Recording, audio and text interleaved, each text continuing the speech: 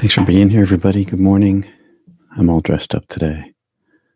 I'm got a graveside service I'm going to be officiating at almost immediately after. So I got a tie hanging over there and a jacket and all the whole get up. And anyway, hi, peace and love.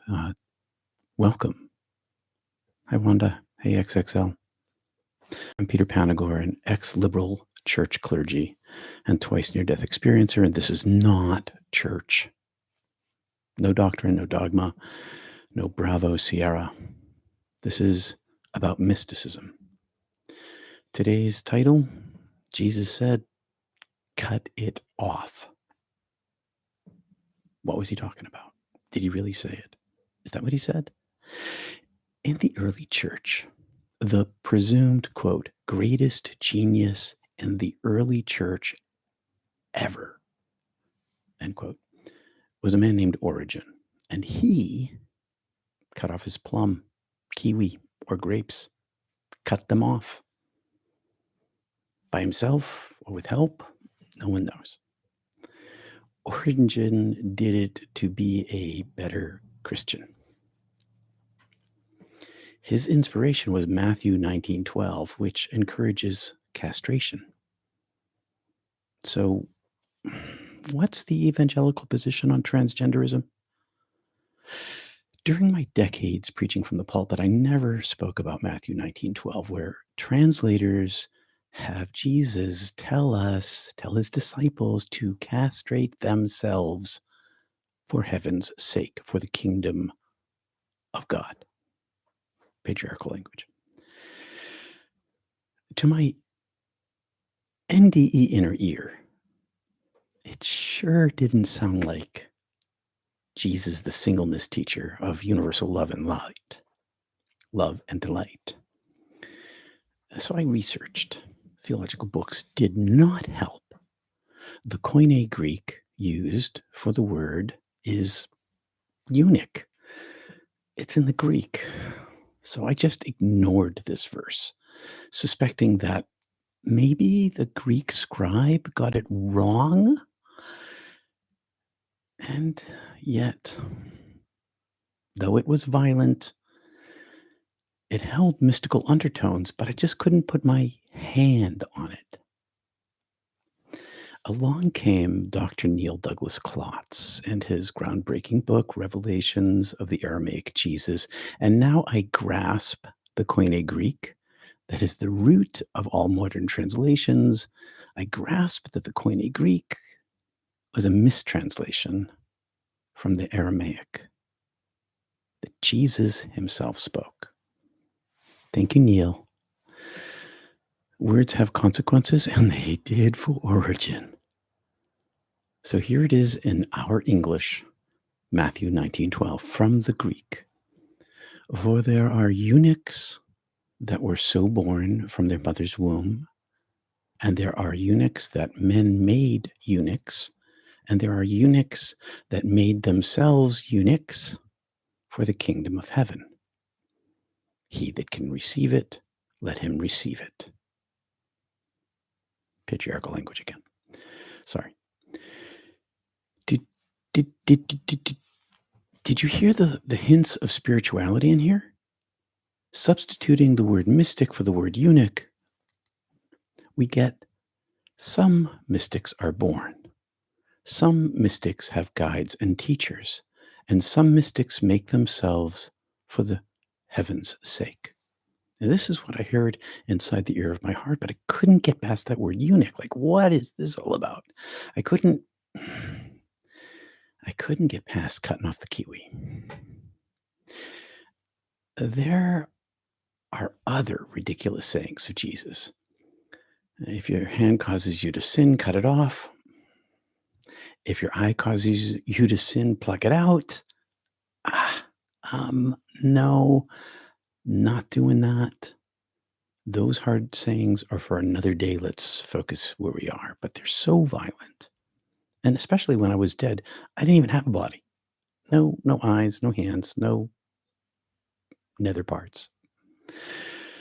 So I wonder how many Christians have followed that literal advice. Remember literalism? How many Christians have followed that advice literally?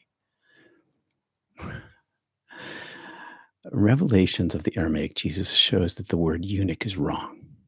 I knew this, but I couldn't prove this. But words do have consequences.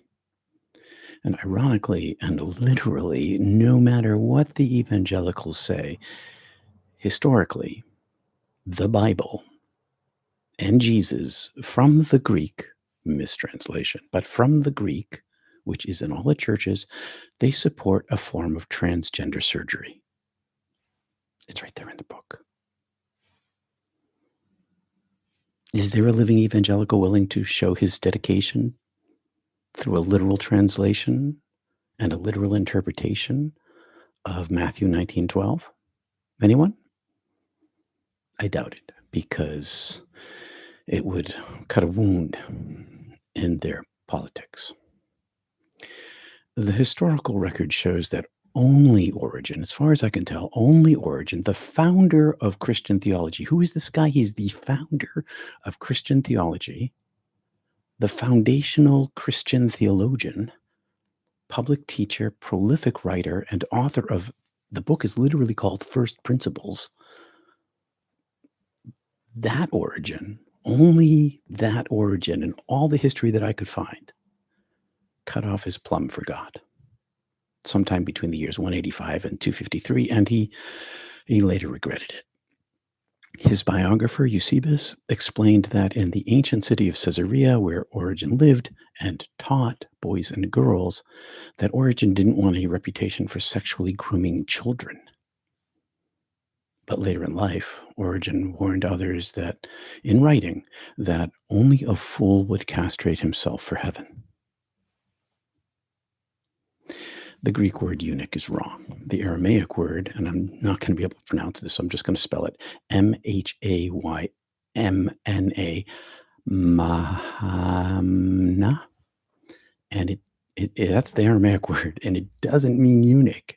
It means, and here's the mysticism for today, it means, get ready for this, I'm grounding myself here, life, energy, and ground of trust are fully integrated, embodying the essence of universal life. It's a quote. We might call such a person today a natural saint or a mystic if they're born that way, wrote Douglas Klotz, and continuing on. Other ways of attaining such a state include being helped by others and or through our own efforts as one contemplates, rests in this consciousness with a capital C, or achieves consummation, again capital C. In other words, however you do it, the aim is to become integrated, life force-filled person, trusting the reality of reality with a capital R. It's about integration. It's about enlightenment and trusting the reality of the higher reality. Douglas Klotz cracked the code, something that troubled me for all these years. Matthew 19:12 now makes perfect sense to my mystical mind and inner eye. My ear can hear it more clearly, and it sets aside the theology once more. So listen to the mystical meaning of Matthew 19:12 using Douglas Klotz's interpretation.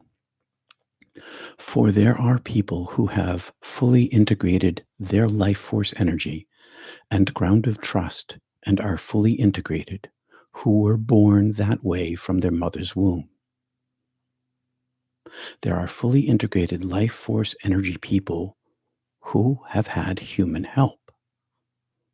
And there are fully integrated life force energy people who made themselves, who attained by their own efforts full integration with the life force energy, and who trust the life force energy reality. Let those who can receive it receive it. This is about prana. This is about chi. This is about the life force energy and the integration into ourselves. And some people are born this way. Some people have help, gurus and teachers. Some people do it on their own. Some people do all three. Some people do 2 out of 3. those who can receive it, receive it. Do you understand? Do you feel me? Do you feel this energy? This ground of your being, this life force? That's what he's talking about in Matthew 19:12. Not this castration eunuch thing. It's always been there. The truth has been in that passage. I knew it was there. I could see it there, but that word eunuch was such a troublesome. Now that I know that the word actually is life force energy, prana, chi, it changes the meaning completely for the church. Jesus continues to teach singleness. He continues to teach that you are all you need. You have all you need. Some people are born this way, and maybe he included himself. Some people had teachers, and maybe he included himself. He had John the Baptist. And some people carved their own way in, and maybe he included himself because, the 40 days in the desert and all that stuff. But he also includes us. Our path is that as well. And maybe you were born as a natural born mystic, or maybe you came to it through teachers or some awakening later in life, or maybe you're carving your own way. Any one of these, all of them together, any two of these. Do you understand what he's saying? So thanks for listening today. Your comments are welcome on this. Obviously, this can't be monetized because of things I said. Your support keeps me going, and I thank you very much for your contacts and your contributions and your communications. Thank you very much for being here and helping. Subscriptions are encouraged. Visit peterpanagore.love to support our community mission. It's not church. There's a whole lot more to it, including all of the interviews that I'm doing out there, just doing interview after interview after interview, trying to spread this knowledge around that comes from the direct experience of the divine, that also comes from my near-death experience, but also lives in us naturally. And I thank you all for helping with that. And if you want to speak to me, you can book an appointment with me at peterpanagore.love. Next up at the top of the hour is Mystic T Salon on Zoom to continue the conversation. The link is in the show notes. I hope I put it there. If it's not, I'll have to check. I'm wondering about that now. The house rules are humility, compassion, kindness, authenticity, and experience. Stories told, ideas discussed, truths discovered, crowd-sourced wisdom. And as I mentioned early on, I have a graveside service out of town. I've got to leave here by noon to get there before 1:00, and that means I have to stop 45 minutes in Mystic T Salon. Sorry about that, everybody. I'm going to raise up my keyboard here and take a look what's going on over here. Anything? Hey, Brother Ed. Hey, Susie, Amy C, Amy Brown, Janet. Greetings from Canada. Kick 7766. Brother Ed. From the land of the Chickasaw, Choctaw, Comanche, out there in Oklahoma. Hey, Robert. PL, Tom. All's well. Sure is, Tom. Hi, Ollie. Thanks for that new understanding. Completely transforms the passage. Thanks, Neil Douglas Klotz. Yeah, what a guy. Thank you. You're welcome. Very interesting, Peter. Good thought. Good. Thank you. Hi, Diane. Thank you. Welcome. Primary Feathers. Hey. All right, everybody. Thanks for being here and liking and subscribing. It really does help the algorithm. Did the translator know? Unanswerable but intense question. That is a question. Well, since you brought that up, there is this source called Quell, which in German means source. I think it's German. Q is what it's called. It's the book from which Luke and Matthew are believed to have been drawn a lot of their similar material. There's talk that the Peshitta, this Aramaic text, could be Q. We don't know. Hey, Vineyard Worker. It's an intense question. Did the translator know? I don't know. It's a good question. We'll never know. Unless we dig up more material. Well, we meaning like human beings out there in the desert, digging around and finding stuff. And one of the reasons why we have all these other extra non-canonical books is because a bunch of people in Egypt, when the church decided to condemn all of these books as heretical and probably burned many of them, they buried them in the desert. A bunch of people buried them in the desert. That's why we have them. And a whole bunch of other books. There might have been some in that Alexandrian library that the Christians burned to the ground too. Anyway, that's another story for another day. I'll see you at the top of the hour. Thanks for being here. Peace and love.